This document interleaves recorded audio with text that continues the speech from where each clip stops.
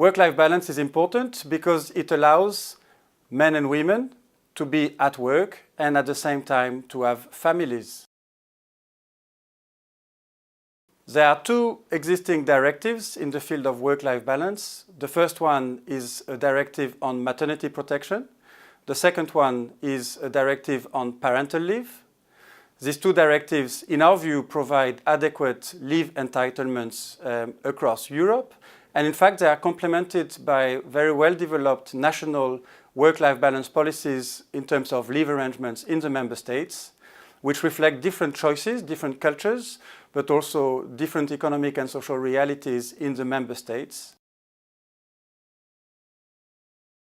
We need to make sure, and this is the future steps for the European policy on work-life balance that we hope will be triggering momentum also with the member states and the social partners, which is to focus on childcare and the provision of care infrastructures that meet parents' needs.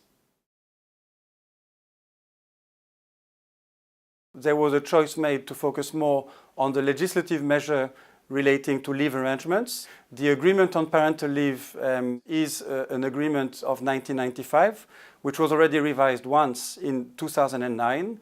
And this agreement now has been proposed to be repealed by the European Commission. So this is also a strong interference in the social dialogue. What we need now is to really have a changed policy focus, which would be addressing the issue of childcare and improving care infrastructures also for the elderly and those in need.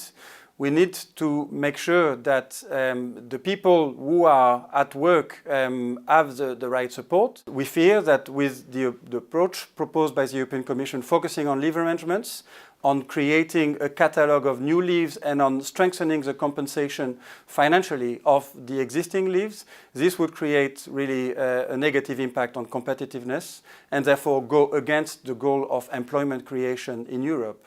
So what is very important is to support the conditions for the provision of childcare by the private actors also, because they play an important role in the provision of childcare.